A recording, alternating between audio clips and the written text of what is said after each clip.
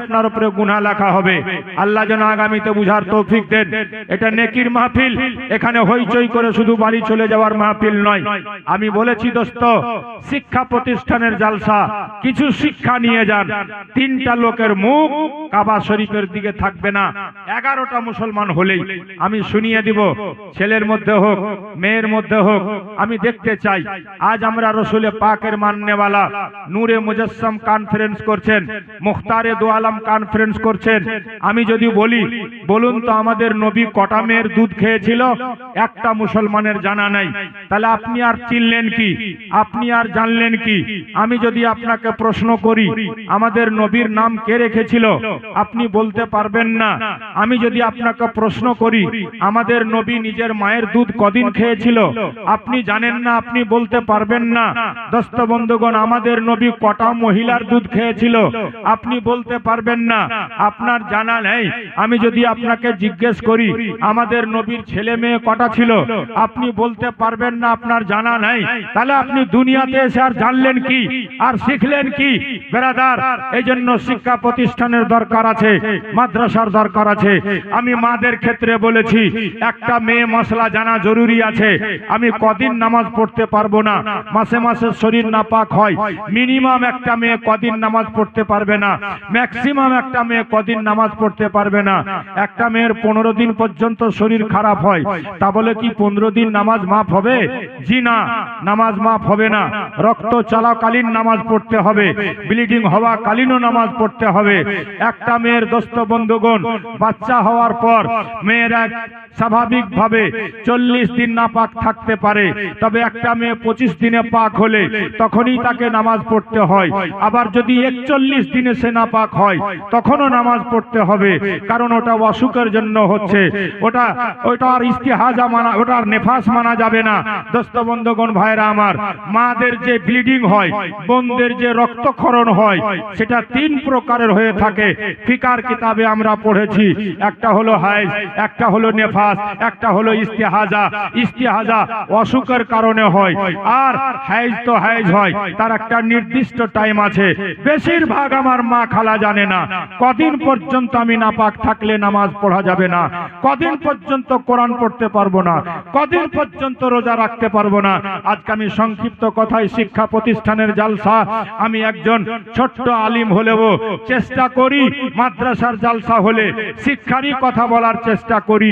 মাদ্রাসার জালসাতে জীবনী শোনাই না, মাইয়াতের জালসা হলে মরণের কথা বলি, কবরস্থানের জালসা হলে হাসর নাসরের কথা বলি। হাদিস ও কোরআন থেকে যেটুকু জ্ঞান অর্জন করেছি বলবো। দুরূদ শরীফ পড়ুন, একটা নাচ শোনাবো, শোনাতে শোনাতে 11টা মুসলমান আমি দেখবো, আগে বেড়ে যাব। মদ খেয়ে একটা লোক নিশা অবস্থায় বিবিকে তালাক দিলে তালাক হবে কি হবে না? মাদ্রাসার জালসা, শিক্ষা নিয়ে যান, কিছু জ্ঞান অর্জন করেন। একটা মেয়ে আজকে স্বামীর কাছ থেকে আলাদা হতে চাই, নিজে ডিভোর্স পেপার কোর্টের মাধ্যম দিয়ে পাঠিয়ে দিল, দিয়ে কালকে অন্য জায়গাতে বিয়ে করতে পারবে কি পারবে না? কোর্টের ডিভোর্স পেপার শরীয়তে মান্য হবে কি হবে না? জানা দরকার, জানা প্রয়োজন।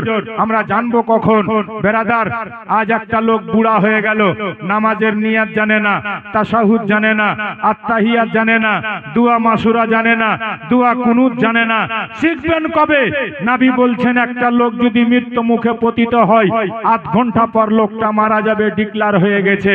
সে সময় সে যদি মাদ্রাসায় গিয়ে এই আধা ঘন্টার মধ্যে কিছু দিনের জ্ঞান অর্জন করতে পারে, মরার পরে সবচাইতে বেশি কার্যকারী সেই শিক্ষাটাই হবে। জোরে বলুন সুবহানাল্লাহ। কিন্তু আফসোস মুসলমান, শিখাবেন কাকে? এখন তো জলসাও হয়ে গেছে, রং তামাশাতে ভর্তি। রং আছে তো লোক আছে, তামাশা আছে তো লোক আছে। হাদিস কোরআনের কথা বললে লোক সেখানে নাই। লানত হবে এরকম কওমের উপরে। বেরাদার, যারা জালসাকে নিয়ে ব্যঙ্গ করে, যারা নবীর মাহফিলকে নিয়ে বিদ্রুপ করে, যারা নবীর মাহফিলকে তামাশার জায়গা বানিয়ে নিয়েছে, আল্লাহ পাক তৌফিক দেক আমার জাতিকে শিক্ষার। একবার দুরূদ শরীফ পড়েন, আগে বাড়ি। আল্লাহুম্মা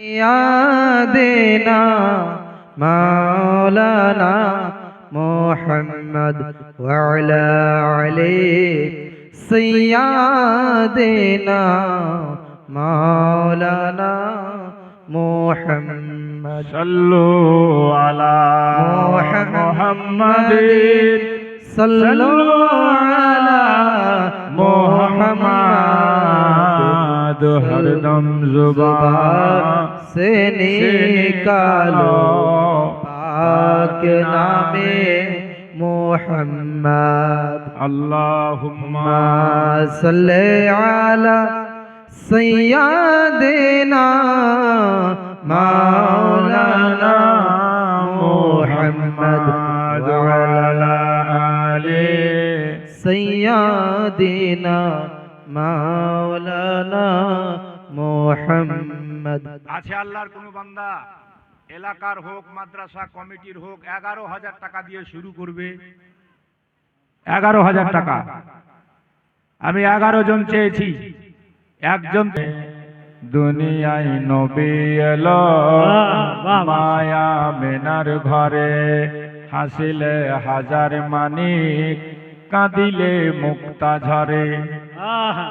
বলো না জোরে জোরে, পারবা কি আর একটু জোরে? সুবহানাল্লাহ সুবহান। দুনিয়ায় নবী এলো মায়া মেনার ঘরে, হাসিলে হাজার মানিক কাঁদিলে মুক্তা ঝরে। দয়াল নবীর উম্মত যারা দোজখী হবে না,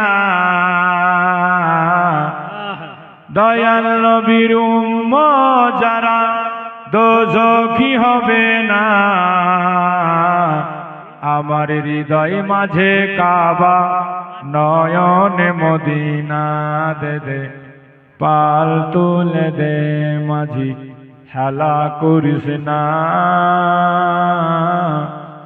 ছেড়ে দে নৌকা মাঝি যাব মদিনা। আল্লাহ সুবহান। আপনারা কি বলেন? স্ত্রী, তিরমাত, বিবি, মুসরাত কি বলেন আপনারা? কোনটা বলেন?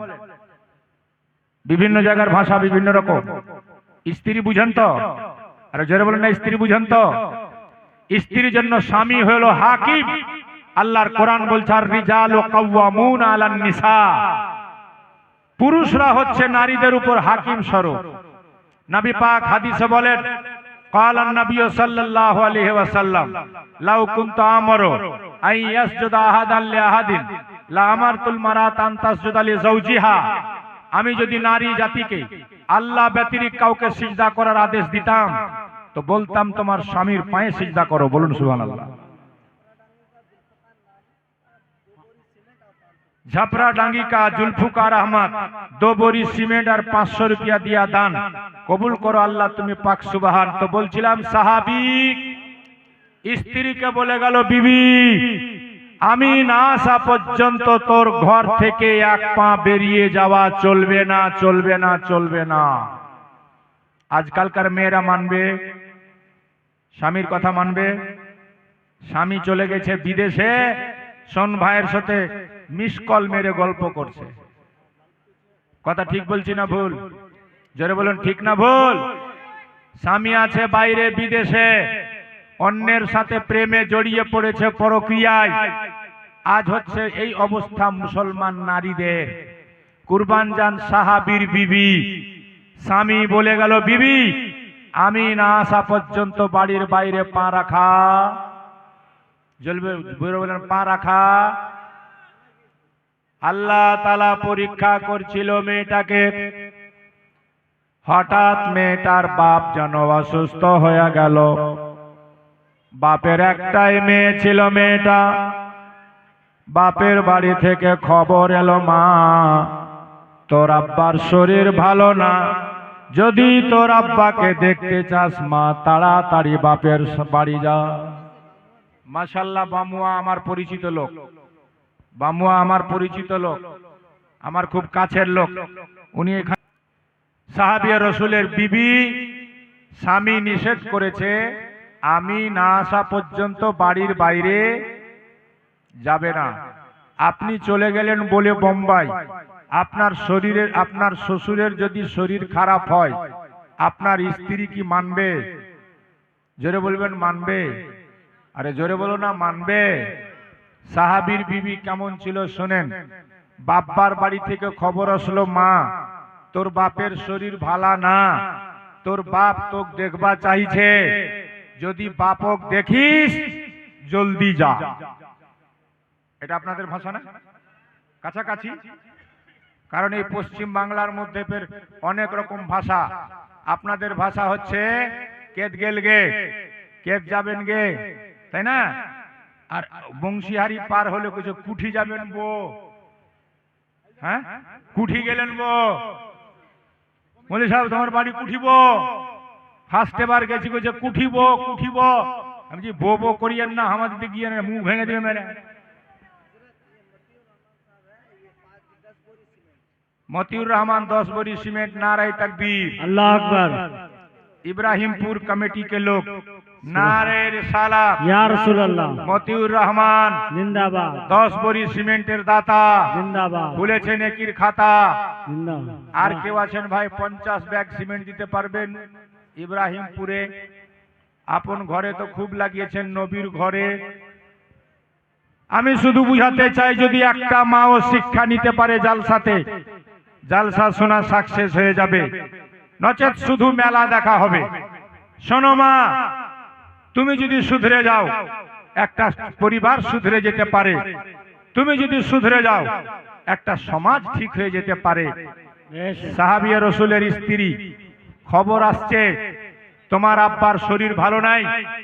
সাহাবিয়া রসুলের স্ত্রী খবর শুনে করবে তো করবে কি?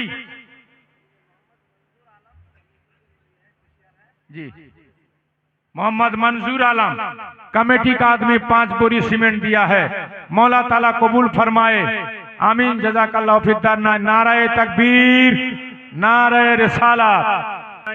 তখনকার যুগে মোবাইল ছিল না, কি করবে? স্বামী আছে বিদেশে, আমার আব্বার আমি একটাই মেয়ে, আমার আব্বা আমাকে দেখতে চাই, করব তো করব কি? নবীর দরবারে একটা চিঠি লিখলো। আমার নবী চিঠি পেয়ে উল্টা পিঠে লিখে পাঠাচ্ছেন, আতিলে জৌজে के, ए मेरे साहबी की बीवी, अपने शौहर की ही इताअत कर, तेरे लिए घर से बाहर जाना जायज नहीं है। जोर से बोलो, जोर से बोलो। আজকালকার মেয়েরা স্বামীকে মানে, জোরে বলেন মানে? কেন মানবে? আর সরকারও চাইছে যেন এরা স্বামীদেরকে না মানে। এই জন্য সরকার এদেরকে বহু রকম প্রকল্প বের করেছে মেয়েদের, মুসলমান নারীদেরকে ঘর থেকে বের করার জন্য আশা দিয়েছে, তার মাধ্যমে ভালোবাসা দিয়েছে, লক্ষ্মীর ভান্ডার দিয়েছে, আরো কি দিবে। মুসলমান মহিলাকে ঘরে রাখবে না। তবে আপনি শরীয়তের মসলা শুনে যাবেন, আমার কথা শুনে খারাপ লাগলে পরে বসে বসে চিন্তা করবেন। একটা মেয়ে ছেলে চাকরি করতে পারে শুধু ওই জায়গাতে যেখানে শুধু মেয়েরা চাকরি করে, কোনো পরপুরুষ যায় না, সেখানে চাকরি করতে পারে। একটা মেয়ে ছেলে ওখানে শিক্ষা শিখতে পারে যেখানে মেয়েরা শিক্ষা দেয়, কোনো পুরুষ শিক্ষা দেয় না, সেখানে সাবালিকা মেয়েরা শিক্ষা শিখতে পারে। বেরাদার বন্ধুগণ ভাই, আমাদের চলাফেরা সবই উল্টা। আমরা ওই জন্য আমি বললাম, একটা মেয়ে বাপকে জান্নাতি করতে পারে, একটা মেয়ে স্বামীকে জান্নাতি করে দিতে পারে, একটা মেয়ে ভাইকে জান্নাতে পাঠিয়ে দিতে পারে। আবার একটা মেয়ের জন্য বাপও জাহান্নামে যাবে, স্বামীও জাহান্নামে যাবে, ভাইও জাহান্নামে যাবে, তিনজনকে জাহান্নামে যেতে হবে। জি হ্যাঁ, ওই সেই মেয়ে সাহাবিয়ে রসুলের বিবি কেঁদে কেঁদে থেকে গেল, চোখের পানি বইয়ে থেকে গেল। বাপের দোস্ত অসুস্থতার খবর শুনে সে আর ঘর থেকে বের হতে পারল না। দ্বিতীয় দিন খবর আসলো, মা তোর বাবার জুবান বন্ধ হয়ে গেছে, মুখ বন্ধ হয়ে গেছে, তোকে দেখতে চাই। তুই যদি দেখতে চাস একবার গিয়ে তোর বাপকে দেখে আয়। মেয়েটা রাসূলুল্লাহর কাছে আবার চিঠি লিখে বলল, ইয়া রাসূলুল্লাহ, ইয়া হাবিবাল্লাহ, নবী গো, আমার আব্বার শরীর ভালো নাই। ইয়া রাসূলুল্লাহ, আমার আব্বার আমি একটাই মেয়ে, আমার আব্বা বুঝি মারা যাবে। নবী, আমার আব্বা আমাকে দেখতে চায়, আমি যাব কি যাব না? নবী আমার বললেন, মা তোমার স্বামীর না পারমিশন পেলে তোমার যাওয়া চলবে না। জোরে বলুন। তৃতীয় দিন বাপ মারা গেল, খবর এলো মা তোমার আব্বা ইন্তেকাল করেছে। মেয়েটা ঘরের মধ্যে ছটফট করে থেকে গেল, ইন্না লিল্লাহি ওয়া ইন্না ইলাইহি রাজিউন পড়ে পড়ে থেকে গেল। লোকেরা বলল, মা আমরা ইব্রাহিমপুরের কবরস্থানে তোমার বাপকে এক্সাম্পল স্বরূপ বলছি মাটি দিতে নিয়ে যাব, তোমার ঘরের সামনে দিয়ে যেতে হবে, জানাজা যাবে। তুমি যদি তোমার বাপকে দেখতে চাও ঘর থেকে বেরিয়ে যাবে, তোমার বাপের মরা মুখখানা একটু দেখে নিবে। বেরাদার এইটার জন্য নবীর কাছে পারমিশন চেয়েছিল। আমার নবী বললেন, মা আতিলে যাওজেকে, তোমার স্বামী যেটা বলেছে সেটাই তোমাকে মানতে হবে। जय गुना बीबी 3 बोरा सीमेंट, नगद 1 बोरी सीमेंट दे दिया, 2 बोरे बाकी, आधा मन धान। अल्लाह जनो भालो रखे मायर जान, आमीन, जज़ाकल्लाहु फिद दाराइन। जोरे बोले नारे तकबीर, अरे जोरे नारे तकबीर। अरे भाई माइक में आवाज बढ़ाना रे भाई, खाली मुंह लगा के बोलेंगे तभी आवाज होगा। इतना लाख रुपया का माइक और क़यामत के रोज पहले जन्नत में जाने के लिए 4 आदमी झगड़ेंगे। उसमें एक हाजी होगा, अनीसुर रहमान, अनीसुर हुसैन, अनीसुर रहमान होना चाहिए। अनीसुर हुसैन कैसा नाम होता है? अनीसुर रहमान। 2 बोरी सीमेंट मोहम्मद आबिद साहेब, अल्लाह ताला कबूल फरमाए।